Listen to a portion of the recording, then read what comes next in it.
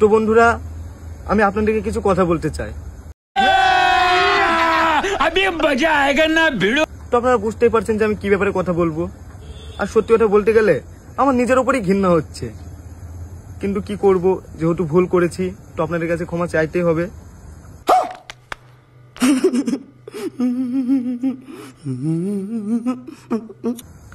আর কিছুদিন ধরে আমার একটা ভিডিও খুব ভাইরাল হচ্ছে, আর সেই ভিডিও দেখার পর আপনারা অনেক গালাগালি করছেন, আমার ভিডিওতে এসে অনেক খারাপ খারাপ কমেন্ট করছেন, যা নাই তাই বলছেন।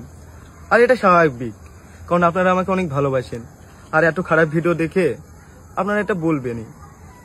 তো বলতে গেলে এই ভিডিওটা 1-1.5 বছর আগেকার ভিডিও। তো আমি আগের থেকে অনেক পরিবর্তন হয়েছি। আর আমি এখন সবসময় কাজ নিয়ে ব্যস্ত থাকি আর কাজের প্রতি অনেক ফোকাস দিচ্ছি। আর আমার কিছু বন্ধু আছে যাদের সহ্য হচ্ছে না, তারা চায় না যে আমি ভালো ভালো কাজ করি, তাই তারা এই ভিডিওটা ভাইরাল করছে আর ভিডিওটা পোস্ট করেছে। তো আপনারা এবার বলবেন কমেন্টে যে ভিডিওটা তোর এত পার্সোনাল ভিডিও, এত খারাপ ভিডিও তারা কি করে পেলো। তো বলতে গেলে আমার একটা বন্ধু আছে, রুবেল বলে নাম। তো এই ভিডিওটা দেখবেন যে আমার ফোনেও ছিল না, খুব ভিডিওর মধ্যে অনেক কথা আছে, হয়তো আপনারা দেখেছেন। এই ভিডিওটা আমার কাছে ছিল না, আমার গার্লফ্রেন্ডের কাছে ছিল। তো আমরা শুট করছিলাম, তখন আমাদের 2টো ফোন তার কাছে দিয়েছিলাম। তো আমাদের ফোনের সে পাসওয়ার্ড জানতো, আর তাকে আমরা অনেক বিশ্বাস করতাম, তাই তাকে সবকিছু বলতাম। তো সে আমাদের ফোন থেকে ভিডিওটা নেওয়ার পরে আমাকে কন্টিনিউ ব্ল্যাকমেল করে। তো সত্যি বলতে গেলে আমি ওর কাছেই ছিলাম অনেকদিন ধরে, আমাকে যা বলতো তাই শুনতে হতো। তো কি মনে হলো যে ও আমাকে ব্ল্যাকমেল করতে করতে আমার এত পরিমাণে রাগ হয়ে গেছিল, সেজন্য আমি ওর সাথে কন্ট্যাক্ট করাই বন্ধ করে দিই। তো সে রাগের মাথায় এই ভিডিওটা পোস্ট করে দেয়। কিন্তু আমি ভাবতে পারিনি যে সে ভিডিওটা পোস্ট করবে, কারণ তাকে ভাই মনে করতাম, তার সাথে অনেকদিন ছিলাম। সে একবারও ভাবতে পারতো যে সে আমার যত শত্রু হোক, সে যেটা আমাকে মারতো তা মেনে নিতাম, কিন্তু ভাবিনি যে সেই ভিডিওটা পোস্ট করবে। এবার আপনারা বলবেন যে তোর এইসব মন বানানো কথা। তো চলেন আমি আপনাদের কিছু প্রমাণ দিচ্ছি, কিছু ভিডিও দেখাই, তাহলে আপনারা বুঝতে পারবেন। ভিডিও আর শোনেন, যে আমরা শফিকের ভিডিও যদি পোস্ট হ্যাঁ, তোরা শফিকের ভিডিও যদি আমার ফোন থেকে যদি পোস্ট হয় বা আমি যদি পোস্ট করি, এই ভিডিও তোমার চাই আর কারো কাছে নেই। হ্যাঁ, আমার কাছে শফিকের কোনো নেই, আর তাহলে তুমি তোমার ফোন থেকে এডিট করে দিবা।